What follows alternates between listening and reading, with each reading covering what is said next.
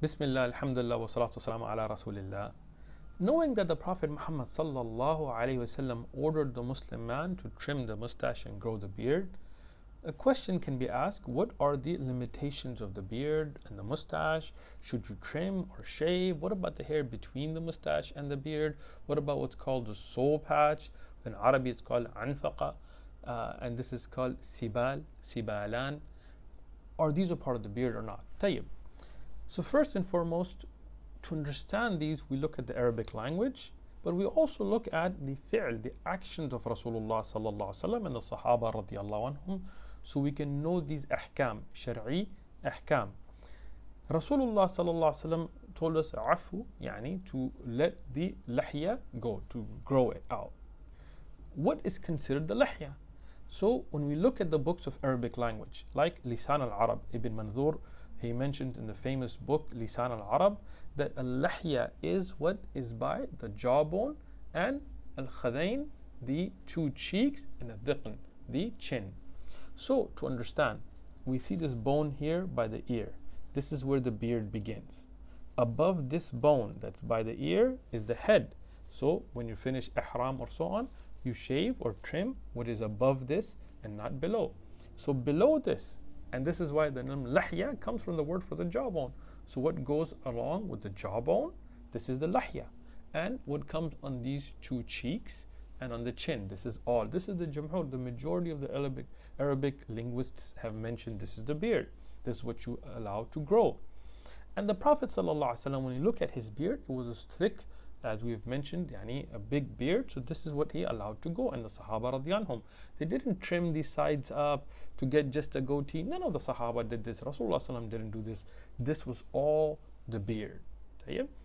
So this is what you grow. Now the hair that's on the neck, if somebody has hair past their yani the bottom of the beard on the neck, none of the scholars of the Arabic language consider that to be a part of the lahya. So if somebody has hair on their neck, on their Adam's apple or so on, they are permitted to remove that hair that is not a part of the beard. Or the hair that grows past the cheeks, past the cheekbone here. But we have the bone up here. When it gets close to the eye, to remove this hair is also permissible because that is not a part of the lahya.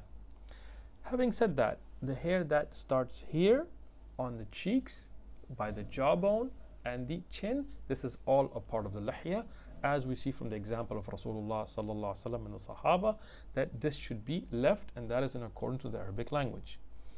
The hair that is between the mustache and the beard, this is called sibal.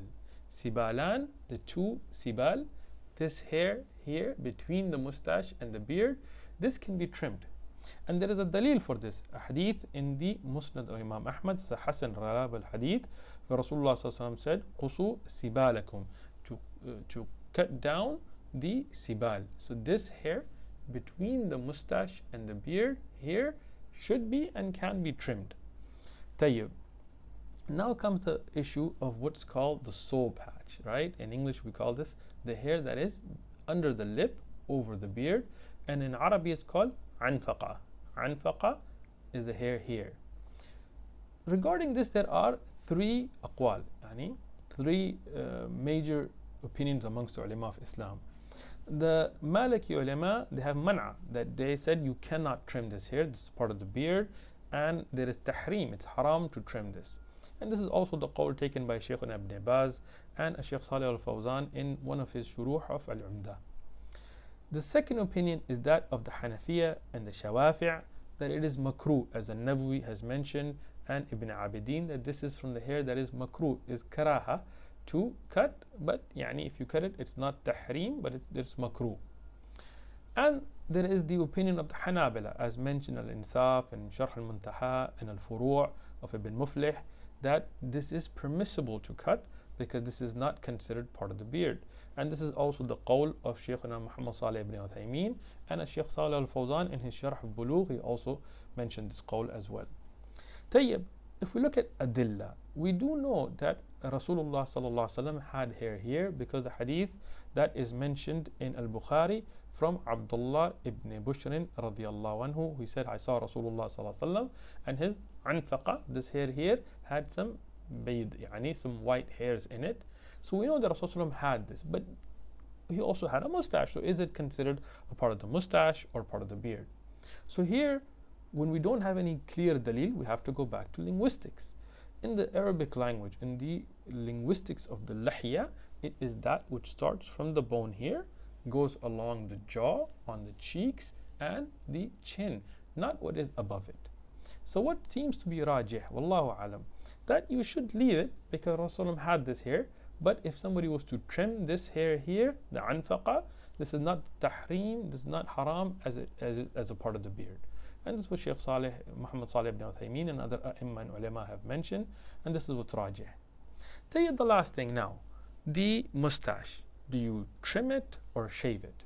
Some of the ulama said there is jawaz on shaving it, but if we look at adilla, the proofs, halaq, yani to shave has not been mentioned. Either qusu or juzu or other words have been mentioned that to trim, to shorten. And this is the Jumhur al-Ulama. Ibn Abidin, for example, in his Hashiyah said that the Hanafi madhab prefers trimming over shaving. It is permissible to shave, but it's better to trim, not to shave. And this is the opinion of a Shafi'i, as he has himself mentioned, and al-Um and others, to trim is the correct way. And this is what is mentioned from the Hanabila. Yani Imam Ahmad has a nas sarih on this, and Al-Insaf and others mention to trim, not to shave. The Maliki are the strictest on this. Imam Malik, as mentioned in Mudawwan and other books, he considered shaving to be a bid'ah. In fact, he saw somebody with a shaved mustache. He said this person of bid'ah should be beaten. So he had the strong opinion that you should trim. When we go back to the example of the Sahaba radiyallahu anhum, we don't see them halaq, yani to shave it. Rather, we see that some of them trimmed it close, like Ibn Umar. Some of them left it more hairy, but not over the lip, like Umar ibn Khattab. So we would say what is best is to trim the mustache and not shave it. If somebody shaves it, yani, we cannot say this is haram, but we would say that it's better that they trim it because that is closer to the words that are used by the Prophet ﷺ regarding the mustache, to trim the mustache and grow the beard.